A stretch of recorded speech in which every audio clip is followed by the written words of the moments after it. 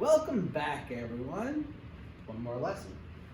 Line of best fit I. Now what we're going to do today is we're going to learn how to draw those regression lines if our coefficient is high enough and it's a good strength, not weak. We don't want to draw weak lines. We're going to be able to understand the difference between interpolation and extrapolation. Very important when interpreting data. Determine the mean point of data and draw the line of fit. That's the important one. Predict the outcomes from the line of best fit. I told you that was all coming to fruition based on having that strong Pearson product moment coefficient. If there's sufficiently strong linear correlation between two variables, so now we got our levels. We're between, let's say, I'd say probably about higher than 0.7. A little bit, 0.7 to 0.87 is moderate. You really want a little higher than that, over 0.87, into the strong or very strong. But if it's a strong linear correlation between the variables, we could draw a line that pretty much sums up what everything should be going on. That's the line of best fit. That illustrates the relationship. And in general, it's really only worth drawing that line if, oh, there we go. I was trying to guess the number that is right there. If R is less than 0.85, okay? All right, the absolute value of R is, I should say greater than 0.85. I messed up already. All right, so you really want it a little bit higher than 0.85. All right, so that means if it's like negative 0.91, that's still good. All right, so I don't know my symbols. It should say greater than right off the bat. All right, wow. All right, so the line of best fit by I. I don't know where this X came from. Look at that. 2 mistakes already, my first lesson. So the line of best fit by I. You're going to draw a line just by observing points. Okay, so if you're not really doing linear regression line and you're doing it best fit by I, that means I'm going to look at the line. I'm going to put the line through where I think most of the points go. Okay, it'll vary from person to person. This is not an exact science. We'll be doing the exact science later on. This is just, we're going, okay, I think this is what it looks like. All right? Give a little bit extra time. Copy that down.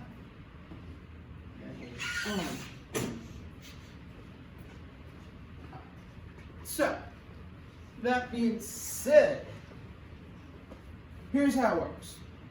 3 basic steps. Step 1. We draw the line of best fit connecting the X and Y values as follows. Calculate the mean of the X values, X, and the mean of the Y values, Y. What? Mean. You add up all the numbers together, and then you divide by the number of numbers, okay?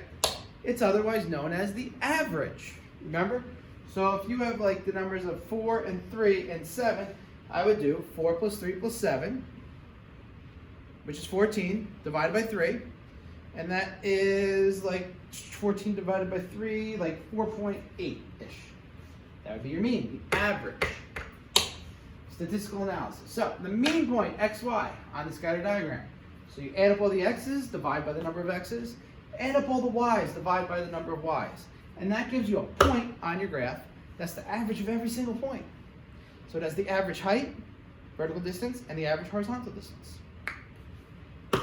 Draw a line through that mean point that fits the trend of the data. So everyone's mean point is going to be the same. And then you want to try to draw the line through that so you have about the same number of points on the bottom of the on the top of the bottom. They're about all the same distance away. And there you go. So that is about the same number of data points is above the line as is below the line. Step 1, calculate the mean point. Draw the mean point on the graph.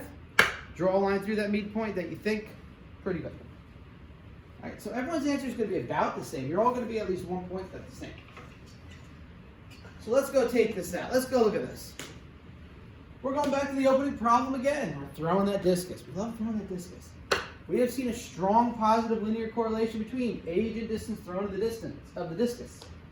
Therefore, strong, very strong, positive linear correlation. What is strong? Strong correlation. We could draw a line of best fit. So, the mean age is how many years? Well, the way you find the mean age is You can use the handy dandy calculator I gave you, or you can just use your phone or any basic calculator. You're going to take your calculator, add up these numbers. So I'm going to do my calculator plus 12, plus 16, and do this with me, plus 16, plus 18, plus 13, plus 19, plus 1, plus 10, plus 20, plus 17, plus 15, plus 13. Add them all together. I get 180. 1, 2, 3, 4, 5, 6, 7, 8, 9, 10, 11, 12. So I have my 180. Okay? I added all these numbers together in my calculator. Divided by 180? No, divided by 12. So 180, which is my answer, divided by 12, enters 15. Okay, what you do not do is you don't type all these numbers in and just hit divided by 12. Hit the equal sign first to get the sum. Otherwise, you're just going to divide the last number by 12. So let's see, will my answer come out to be 15? 15 years. Whoa, there we go. Look at that. Magic. All right, why don't you guys find the average distance? Okay, so you're doing the average distance. Hit clear. 20 plus, 35 plus. I'll be quiet.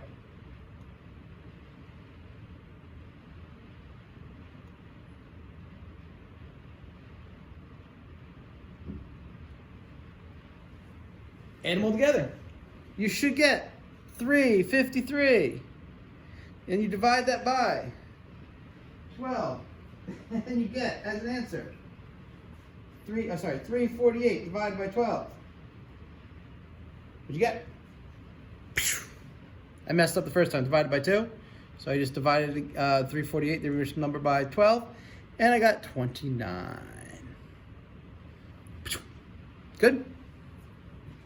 Therefore, we draw a line of best fit through the mean point. Well, the mean point, these are our x's, x, y, 15, 29. So what exactly does that mean? Very simple concept. What that exactly means is I go over to point 15, 29, 15 over, 29 up, put a point. That right there is my mean point. Okay, that's the average of all these points together. So what that means is I'm going to take a line, okay, and it's going to have to go through this point. It could do anything. I'm just going to make this a really fat line. As long as that point is included in the line. Okay, you want to try to get it, like I take my line, I kind of want to get it so that most of these points are about, goes through the middle. This bothers me down here, but I got about the same on the top as the bottom. All right, I'm going to draw my point. Draw my line. So everyone's line should look a little bit like that at least. And there we go. All right.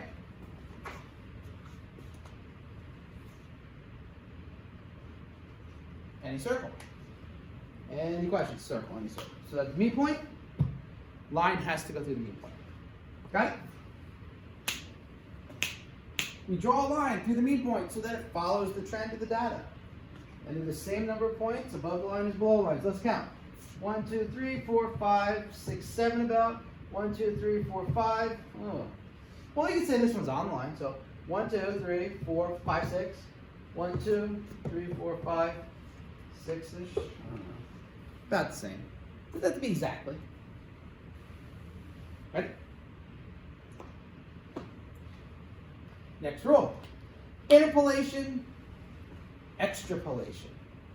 These are actually two very important terms in terms of statistics, and this is when you would actually use your best fit lines and your statistics, okay? So the first thing, we can use the line best fit for the data to predict the value of one variable for a given value of the other. So this is what you're going to do. You got your poles. What is a pole? Pole. Well, I drew my line of best fit. I got my medium line in here somewhere.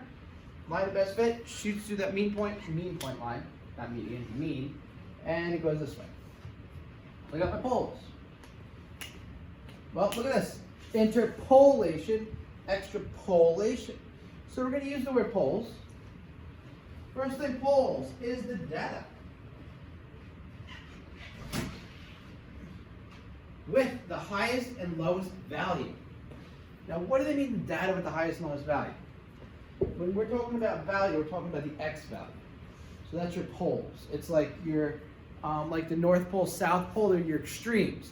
They're the farthest away. Okay? Right here is our lower pole. Right here is our upper pole. So you have your two poles.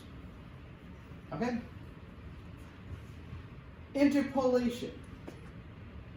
If I take my two poles, and I'm dealing with x values here, lowest x value, highest x value, or whatever the independent variable is, okay? Could be t, could be anything. If I draw out lines, perpendicular straight down, gives me values right here, right? Interpolation is we predict the y value for any x value between the poles. So what they mean with interpolation is, that's what you want. So when you're dealing with your graphs and you're making your lines, you're typically just predicting your y values for answers between your lowest and your highest x. So for instance, if your age group was from like 10 to 25, you wouldn't predict it for like a 60-year-old. You wouldn't predict it for a 2-year-old because your graph would be different for that. You're just using the data from the data set that you got.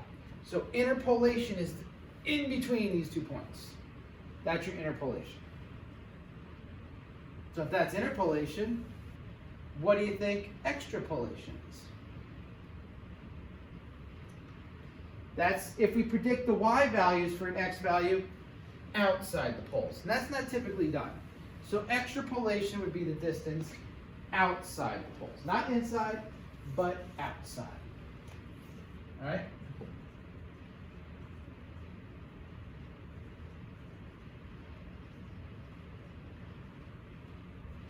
See? Now you know. If you don't know, now you know. Here we go for the next section. Interpolation. Look at this. Nice, Mr. Valentino, if you picked up your packet, is it going to even make you copy this? If you didn't pick up your packet, which I left at the main office, copy it in your notebook. Go. And you can copy it at later times and waste time like that with this. Interpolation depends on how well the linear model fits the data. Okay, so if it fits it really good, it's going to be gauged on the correlation coefficient, R, and it ensures that the data is randomly scattered around the best fit line. Okay, so the data is going to be randomly scattered around that line. Extrapolation depends on not only how well the model fits, but also on the assumption that the linear trend will continue past the poles. So maybe it's not like the age thing, maybe it's something where I'm buying something from the store, like you're buying apples again. Okay, if I bought 40 apples for this much money, what if I bought 150 apples? Will the data trend continue? Probably, because it's price per apple. So you're just going to assume stuff like that. The validity of this assumption depends greatly on the different situations, okay? I wouldn't say how fast you run. The older you are, the faster you run from like 10 to 20, but then a 9-year-old's not going to run as fast as a 20-year-old. Unless you're really slow, really slow 20-year-old, right? Boom, so that's that. Accuracy, number one, importance. All right, now we're going to consider this right here. This is going to be the thing that hopefully makes you guys understand this, okay? Now, number one, consider the line of best fit. We're back to that opening discus problem again. It could be used to predict distance thrown by an athlete of particular ages. Okay, so all our information is between 10 and 20. But maybe we can use it to predict a 50-year-old. Maybe not. Maybe we can predict a 1-year-old. Well, the age 14, is that within the range? Yes, it's within the range of ages for the original data. So it's reasonable to predict that a 14-year-old will be able to throw the discus about how far? Well, let's look. 14-year-olds, if we drew a line of best fit, we said before that our mean point was at 1529, right? So that's our mean point, and we drew it through here. And then all we did was we just extended it a little bit further. Remember, our mean point was at 1529, right? How did we found that? We found that by adding the y's, dividing by 12, adding the x's divided by 12, y's, x's, right? So that's where this green point right here came from. All right, so 14, we can look at our graph, is about right here. So if we go up from 14, we go up and we go over, we can predict that 14, let me get this off my mean point, is about between 20 and 30. I'd say about 25-ish, 26-ish. So about 26. If you said like 24, 28, stuff like that, you're pretty good. As long as you're between 20 and 30, probably around 25-ish is pretty good. All right. Number 1. That is interpolation, because our poles are, this is the lowest, the highest. So the inter is right there. All right, now, extrapolation, outside the pole. So that's anyone less than 10 years old, older than 20 years old. It's unlikely that this trend will continue, right? For example, according to this model, a 50-year-old, how far is a 50-year-old going to throw this distance? Let's go. 50, up, and over. It says a 50-year-old should throw it about 144 feet. That sound about right?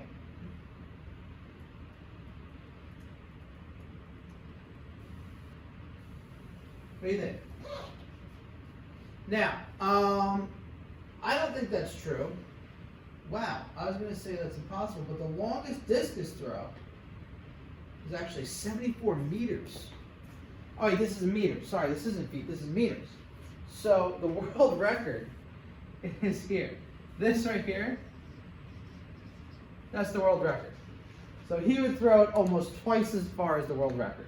So obviously it's not going to continue.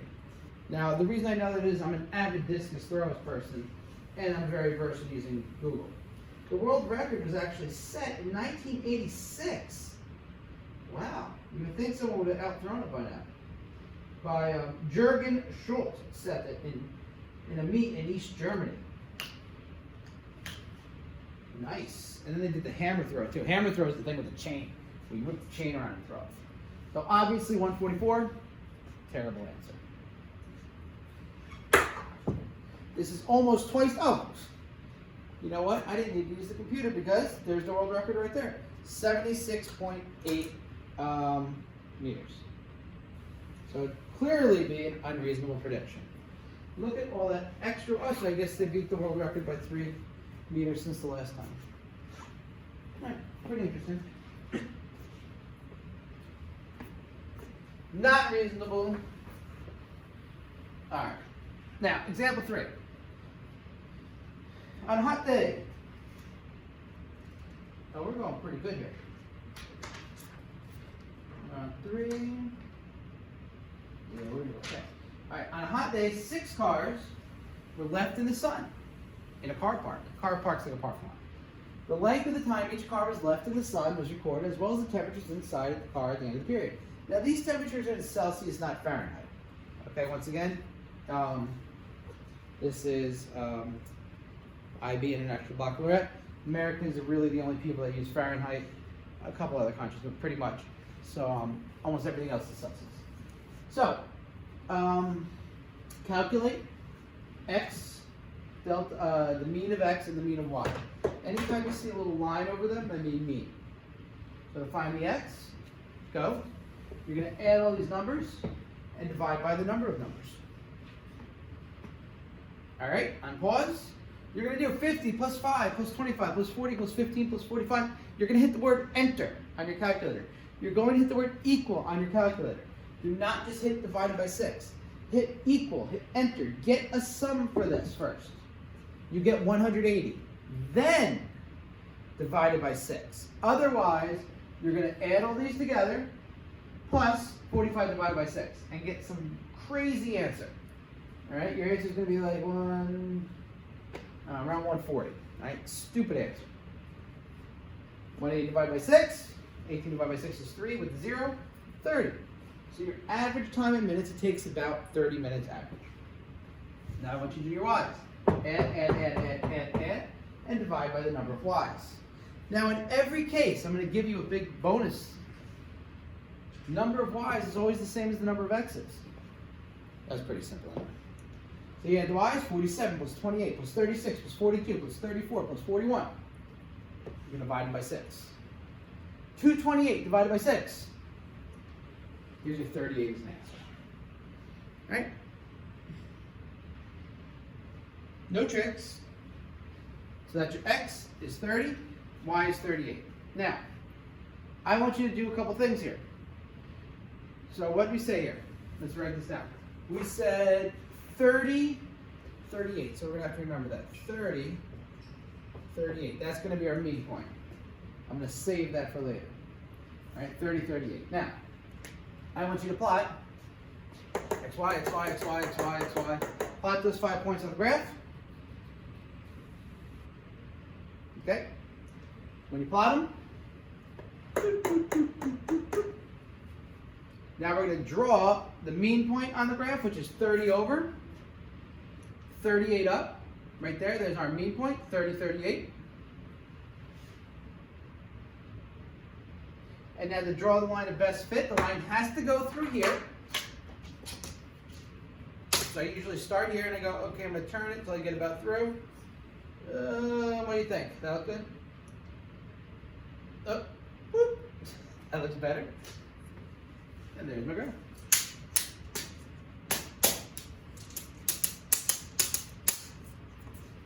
There you go. Look at that. You guys are killing it today. All right, let's continue. Here's our graph. I already had it here. Predict the temperature. All I did was I took this graph and I transferred it to this page. All right. Predict the temperature at which the car has been left in the sun for 35 minutes. Okay, so right here, 35 minutes. I didn't need that there. 35 minutes is halfway between 30 and 40. So I'm going to take my line at 35, go up to here. I'm going to transpose it over to the y-axis, and that would be 40 degrees Celsius. All right? That's it.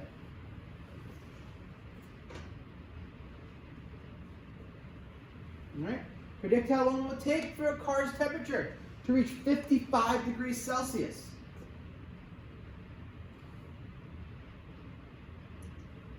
.55 whoop, goes all the way over here. About 75. Okay? So about 75 minutes. Is that rational? We don't know. We'd have to figure it out and do some more data later on. Some more data search.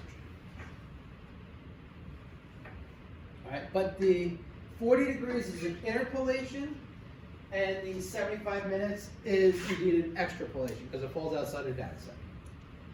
But comment if it's reliable. So the prediction for D is reliable. I didn't even see that question.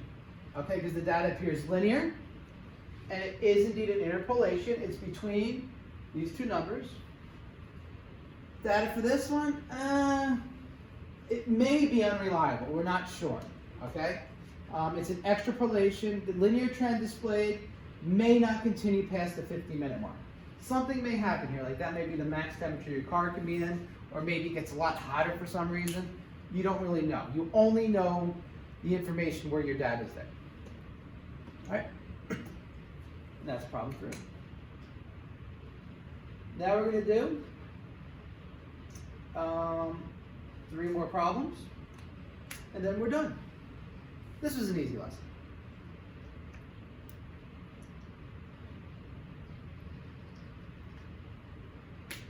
Consider the data set. That's your data set. Draw a scatter diagram. So first, draw your scatter diagram.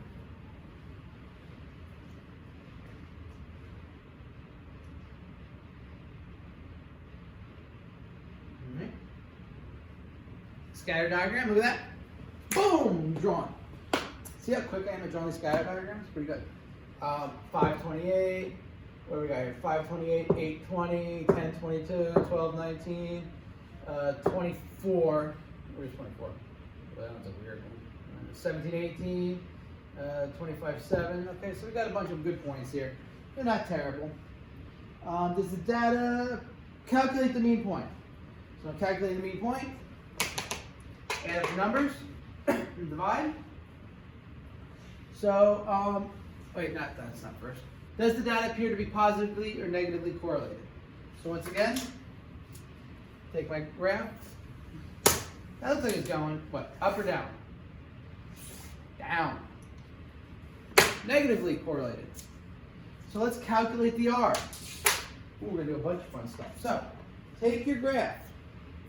You're going to take your handy-dandy calculator. You're going to go back into your stat edit.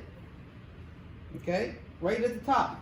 What am I going to enter in? 5, 12, 20, 17, 10, 8, 25, 15. See how quick you can do these if you're really good? Make sure you go to the top of 12, 28, 19, and you guys are good texters, so you should even do this quicker. 18, 22, 27, and 10. All right, so I got all my data typed into my calculator. I hit stat edit. I am going to go now stat calc, down to 4. Calculate it. Uh-oh. I'm using a different calculator. So I have to go make sure I go to mode. My diagnostic is, stat diagnostic must be on. Silly me. Go back down to my lin reg. And I'm going to calculate it again. There we go. So my R should be about point. Uh-oh, that doesn't make sense. Oh, there it is. That's a negative. I didn't see the negative sign. Negative 0.881. 09 rounds up to 1. Perfect. Describe the strength. All right. Wait. Let me do this and mess everything up real quick. To find the strength, I'm going to zoom out. We're going to go back over to our strengths. What do we got? 0.881, 87, between 0.7 and 0.87 is indeed moderate. So it's a, wait a second. Oh, 881, my bad. 8.8 is higher than 8.7. That is a strong between 0.87 and 0.95. Wow. My math is pretty weak. So it's a strong and it's a negative correlation. Okay, let me zoom back in there. All right, locate the mean point. So we have to calculate the mean point. To do that, we are going to add 5 plus 12 plus 20 plus 17 plus 10 plus 8 plus 25 plus 15. We're going to divide it by 1, 2, 3, 4, 5, 6, 7, 8. All those numbers, enter, divided by 8. And then for find our y's, we're going to do 28 plus 19 plus 4, 18, 22, 27, 10. Divide them by 8. You get 14, 16. All right? 104 divided by 8 and 120 divided by 8. Right? Yep. No, 128 divided by 8.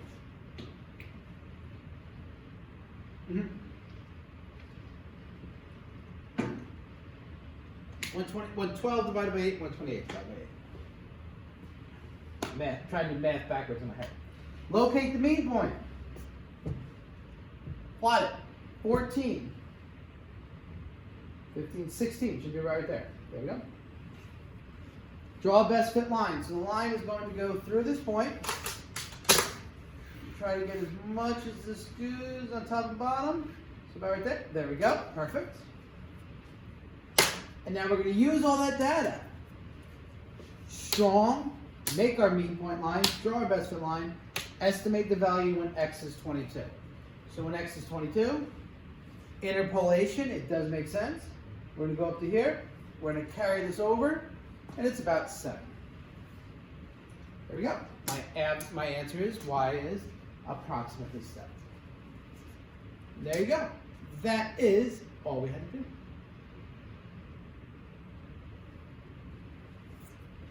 Not too terrible, right? 2 more problems. All right, number 2. 15 students were weighed, and their pulse rates were measured. Okay? So you got all those weights, you got all those pulse rates.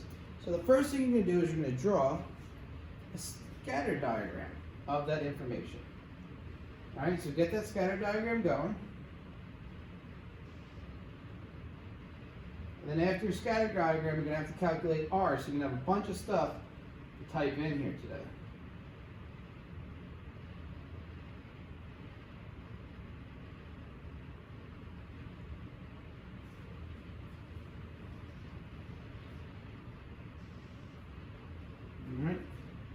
like that. You almost ready? Plot those points. And then we're going to see if there's any correlation between the two.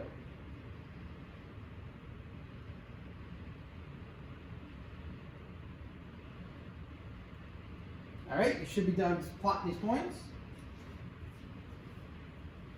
So my first point, 46 over, 65 up. And there's the rest of my points. All right, not too bad, right? Now, in order to calculate R, you're going to type in all 15 things into your calculator. That's what I was doing as I was talking. Stat, calc, down to ln/reg again. Calculate. There we go. 0.92908 stuff. There it is. Describe the strength and relationship between weight and pulse. All right, 0.929. What do we think? Let's bounce out of this real quick. 9.2. Is that strong or very strong? Well, 0.92 falls between 0.87 and 0.95. So it's a strong, and because our graph is going up, it's a strong positive correlation. All right. We're going to zoom back in here. You like my sound? So before you leave, please take a look at your classrooms. Make sure you have spaced out your desks. All right. And that you are ready, since you won't be in again until next week in case we are back. Describe the strength and relationship in the office between weight and pulse rate. Virtual Wednesday. All right. Miss Horry is making an announcement. See, Tuesday, still in school. What's the relationship? As your weight goes up, that goes up, right? Now calculate the mean point. All right. 46, 37, 32, 57. You're going to add all these, and there's 1, 2, 3, 4, 5, 6, 7, 8, 9, 10, 11, 12, 13, 14, 15. So when you add them together, you should get about 675. Add all the blues. Add all them together, you get about 969. Divide both these numbers by 15. You end up with 4564.6. You're going to plot that point, 4564.6. That is my mean point. Locate the mean point on the scatter diagram. Well, I just did. Use it in the drawing to find the best fit line. I'm going to use my little pointer. I just got this pointer. About that, like that. Ooh, look at that, perfect. There's my best fit line. I got about 1, 2, 3 things on top, about 1, 2, a bunch of these on bottom, but that one's a little farther away, so that's why it's the mean point. All right? Anything like that you angled from like this to this would be okay. You just don't want to go crazy. And now F, estimate the pulse rate of a 50 kilogram student.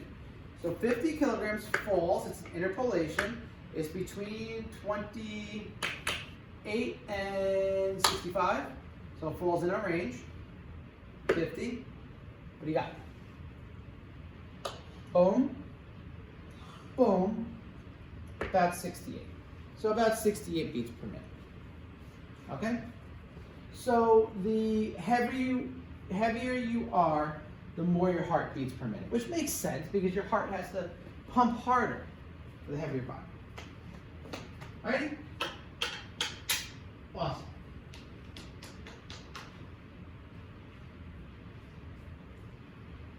Boom, last problem. Oh, it's an interpolation. I already said that. So the estimate is reliable. Repeating what I said. Last problem, problem number 3. Oh, the answer's already up there. I gotta fix that. 3B. 3B error.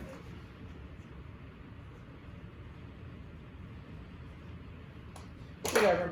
Do it on your own anyway. Alright, so what we're gonna do here is draw a scatter diagram, find the outlier.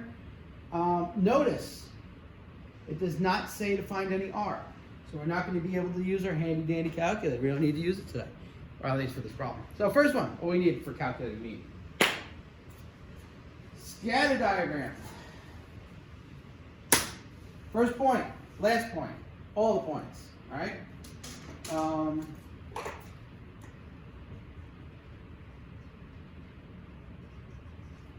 There they are. Looks pretty good. I only see one point that looks messed up to me. What about you? So what it says is, which of these points is the outlier? That point. Why? Because if I draw a line through here, that line's not included. Okay, it's too far away. So that point's actually our 22 point. All right? Let's animate. All right? How would you describe this tree? Well, this tree is, as typically your tree width gets bigger, right? Your tree gets taller. But this tree is really tall with a small width. So how would you describe a tree? Very tall and very thin. It's like a skinny tall tree. Do they exist? Of course they do. That's why it's staying in the data. Letter D. Calculate the mean point. What do you think? Add all these numbers together, 35. You get 495. And then 1, 2, 3, 4, 5, 6, 7, 8, 9, 10, 11. Add all these together.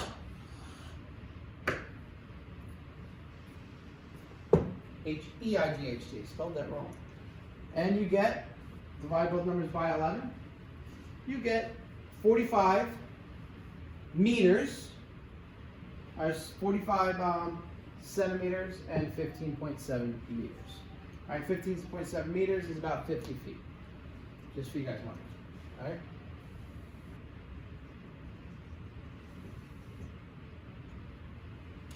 Locate the mean point. 45, 15.7 right here. Still going to draw it through.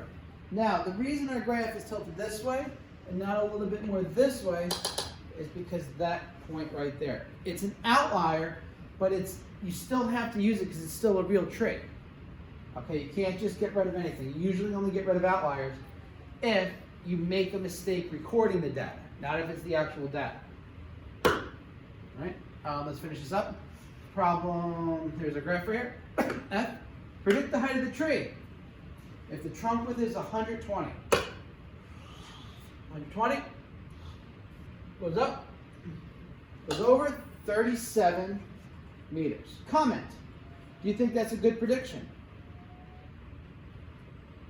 Inert or extra? It's an extrapolation, so it may be good, but it may not be reliable, so you can't depend on it. Could still be true, but it's not something dependent. Predict the trunk width of a tree with a trunk of a height of 10 meters. 10 meters. Okay, it hits here. This is an interpolation, so that's good. So it would be about 25 centimeters, and as I just said, interpolation falls within our data. This is the interpolation, so anything in here is good. Anything out of there is not good. Not good, but we don't know. So this estimate is reliable. Okay. What do you think? Like this stuff? This is a much easier lesson than the last one, right? End of the slideshow. All right? Until our next lesson, which is a long, difficult lesson that we're going to get into a bunch of things, including ranking systems. I'll see you guys next time. But you guys are doing great, and just keep up the good work. Take care.